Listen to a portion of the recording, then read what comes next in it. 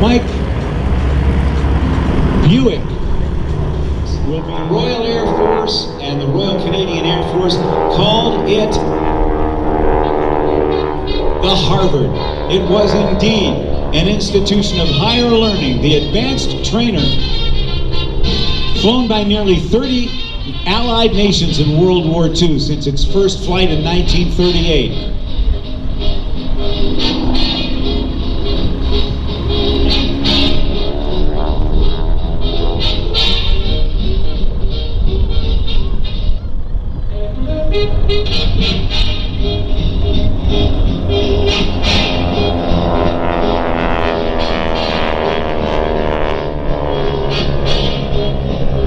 Chris C.T. Thomas is in the lead aircraft, and on his left wing, going up over the top in this roundhouse loop, is Mike Buick Eberhardt.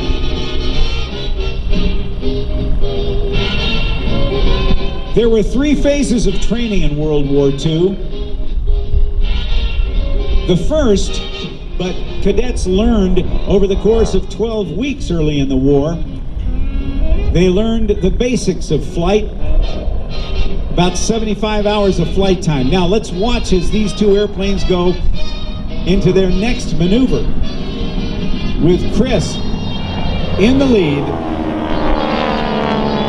in the formation barrel roll. If the cadet did not wash out during the primary training, he'd move on to basic training in a more complex airplane, something like the Vultee Valiant is what they nicknamed it. The Vultee 2000 were built. Nobody knows the right number anymore. Even the historians at North American Aviation don't know. Now we saw a barrel roll one way, and now it's the other way, and that's another challenge, especially for Mike. Mike doesn't know where the ground ends and the sky begins, and that was the same for, is from Virginia Beach. He learned to fly when he was 17 years old with his naval aviator father as his flight instructor. He graduated from both Tidewater Community College and Norfolk State University, worked for 8 years for the Virginia Beach Fire Department. He earned his flight time doing instruction, towing banners, and flying charter and freight. And he's been flying now for over 37 years, and during the week, he's an airline pilot. The line abreast loop is the most challenging because Mike Eberhardt has to look 90 degrees to the lead aircraft to figure out where he's going to be. Mike Buick Eberhardt resides in Miami with his wife. He's been flying. Respect to only their instruments. In other words, flying blind, enabling to keep the shiny side up, if you will, while flying in the clouds, with reference only to the instruments, with no outside references at all.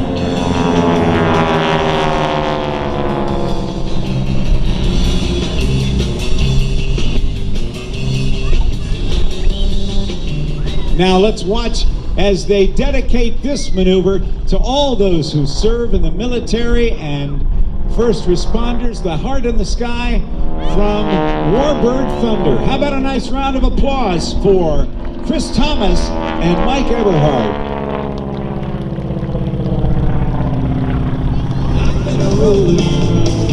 Some folks are kinda foolish, let it make a fool like me.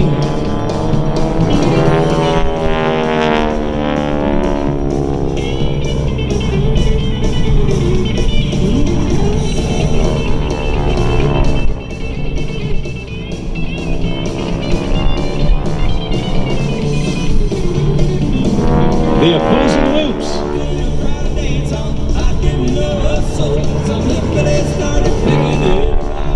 With the propeller tips going supersonic at about 2,250 revolutions per minute. Opposing, left and right, Buick and CT Warbird Thunder.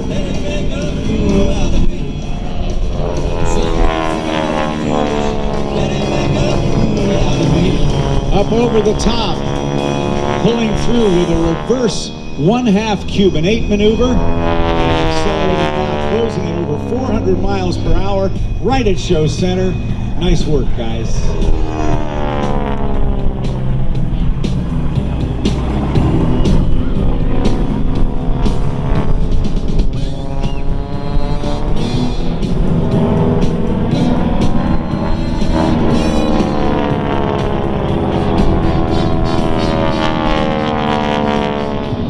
Diving in from the right.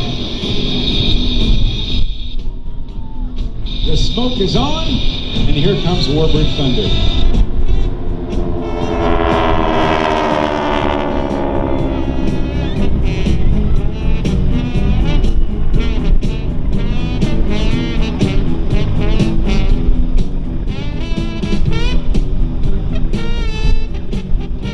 As an advanced trainer, the North American Texan, known universal fighters better because their landing gear were typically farther apart and easier to handle on the ground, avoiding the dreaded ground loop.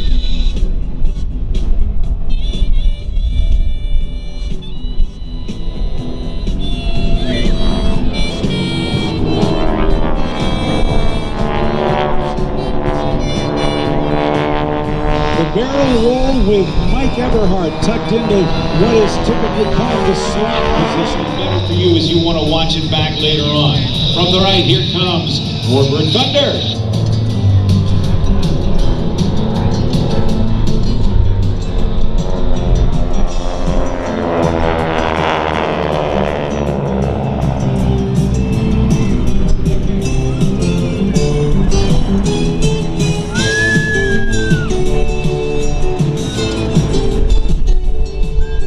Avionics, Mutt Muffs, dog hearing protection, and Sensenich propellers.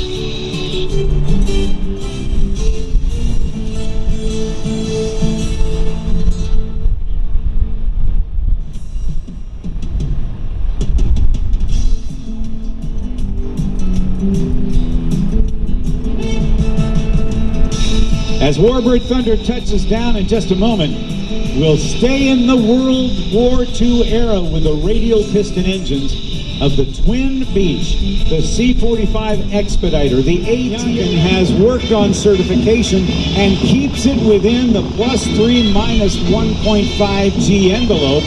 It's totally treated well. A superb pilot, Matt Youngkin is a third-generation aviator who learned how to fly at the age of 14 in a Piper Cub.